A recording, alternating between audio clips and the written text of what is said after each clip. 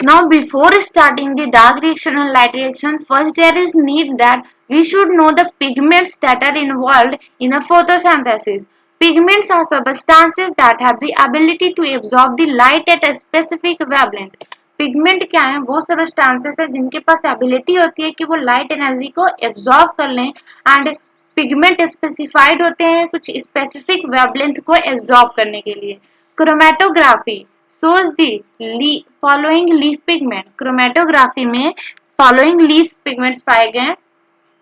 C chlorophyll a, chlorophyll B, xanthophyll, carotenoids. And इनके जो colour हैं वो जब क्रोमेटोग्राम मीन्स जब आप देखते हैं क्या पेपर क्रोमेटोग्राफी पे इनका कलर पाया गया उसी को कहते हैं chromatogram paper. And chlorophyll A का जो कलर ऑब्जर्व हुआ वो होता है ब्राइट और blue green in chromatogram. And chlorophyll b का जो कलर फाउंड हुआ वो है येलो ग्रीन. xanthophyll का yellow in colour. Carotenoids yellow to yellow orange. सी क्लोरोफिल ए जो है ये इसको रिएक्शन सेंटर कहते हैं या फिर मेन पिगमेंट. एंड जो एसेसरी पिगमेंट्स है like chlorophyll B, xanthophyll and carotenoids इन्हें एसेसरी पिगमेंट्स कहते हैं.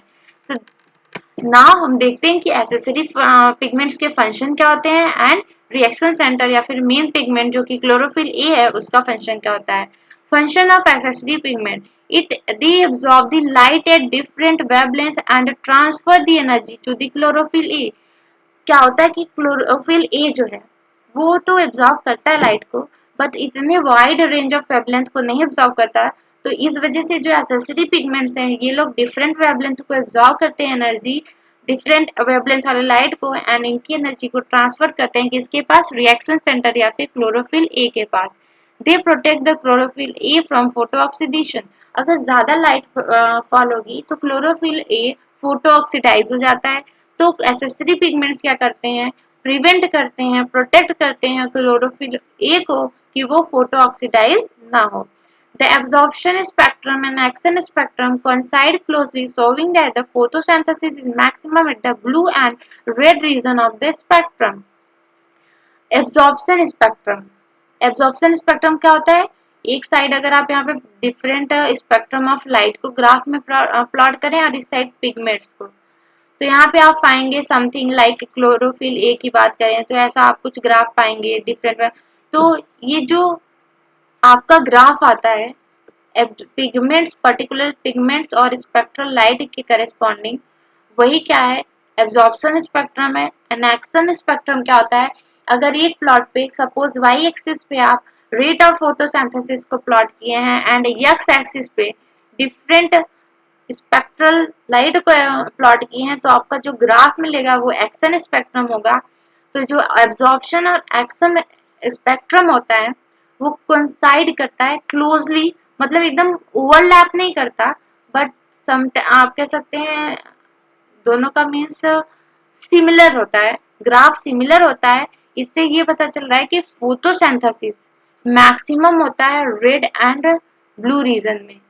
जो action spectrum and absorption spectrum है किसका एब्जॉर्प्शन स्पेक्ट्रम क्लोरोफिल ए का ये क्या होता है दोनों का ग्राफ कोइंसाइड या फिर आप कह सकते हैं सिमिलर होता है. तो ये शो कर रहा है कि जैसे क्लोरोफिल ए क्या होता है mostly red and blue region में एब्जॉर्ब करता है तो एक्शन स्पेक्ट्रम जो है मैक्सिमम शो होता है रेट ऑफ फोटोसिंथेसिस मैक्सिमम होता है ब्लू एंड रेड रीजन में.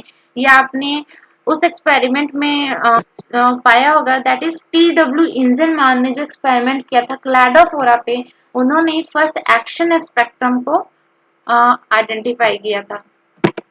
नाउ ग्राफ देखिए वही जो मैं ग्राफ की बात कर रही थी ये एब्जॉर्प्शन स्पेक्ट्रम का ग्राफ है. The graph showing that the chlorophyll A is the chief pigment associated with photosynthesis. ये ग्राफ ये शो कर रहा है कि क्लोरोफिल ए जो है वो चीफ पिगमेंट होता है किसके एसोसिएशन में क्लोरोफिल ए मतलब क्लोरोफिल ए को चीफ पिगमेंट माना गया है. नाउ आप देखिए ये आपके क्लोरोफिल ए का ग्राफ है एंड क्लोरोफिल ए देखिए मैक्सिमम किस लाइट को एब्जॉर्ब कर रहा है this is a blue region and ये क्या है रेड लाइट. तो मतलब एब्जॉर्प्शन क्लोरोफिल ए का जो है maximum red and blue region में हो रहा है. वहीं अगर बात करें कैरोटीनाइड्स की, तो कैरोटीनाइड आपको दिख रहा होगा वायलेट एंड ब्लू रीजन में मैक्सिमम एब्जॉर्प्शन को शो कर रहा है। एंड क्लोरोफिल बी की बात करें तो ये मैक्सिमम एब्जॉर्प्शन शो कर रहा है blue and sorry violet and red region में। आपने क्या देखा, क्लोरोफिल ए मैक्सिमम एब्जॉर्प्शन कहाँ शो कर रहा था, किस स्पेक्ट्रल वाले कंपोनेंट में, तो रेड एंड ब्लू में। कैरोटीनाइड ब्लू एंड वायलेट में, chlorophyll B violet and red में। See graph showing the absorption spectrum of chlorophyll A, B and carotenoids. Now ये आपको शो हुआ है रेट ऑफ फोटोसिंथेसिस या फिर आप कहते हैं एक्शन स्पेक्ट्रम। एक्शन स्पेक्ट्रम देखिए मैक्सिमम किस स्पेक्ट्रम ऑफ लाइट पे रेट ऑफ फोटोसिंथेसिस ज्यादा है, ब्लू रीजन पे एंड रेड वाले पे।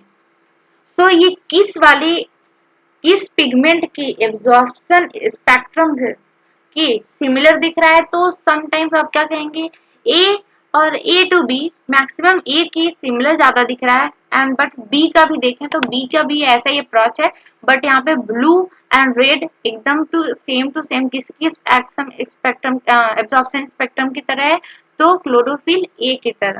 सो नाउ मूव टू द, आप यहाँ पे देखिए दोनों ग्राफ को मर्ज किया गया है, मतलब यहाँ पे एक्शन स्पेक्ट्रम और एब्जॉर्प्शन स्पेक्ट्रम क्लोरोफिल ए का मर्ज हुआ है। आप देखिए ये एब्जॉर्प्शन स्पेक्ट्रम का ग्राफ है क्लोरोफिल ए के, और ये जो एब्जॉर्प्शन स्पेक्ट्रम का ग्राफ है ये देखिए पार्शियली ओवरलैप कर रहा है किसकी ग्राफ से, एक्शन स्पेक्ट्रम के ग्राफ से। तो यहाँ पे ये पता चल रहा है जो क्लोरोफिल ए है वो मेन पिगमेंट है, आप कहिए रिएक्शन सेंटर है, एंड जो आपको क्लोरोफिल बी देखा, कैरोटीनाइड्स देखा, वो सब क्या थे, एसेसरी पिगमेंट थे, वो सब वाइड रेंज ऑफ लाइट के एब्जॉर्प्शन में हेल्प कर रहे थे एंड क्लोरोफिल ए को फोटो ऑक्सीडेशन होने से प्रिवेंट कर रहे थे।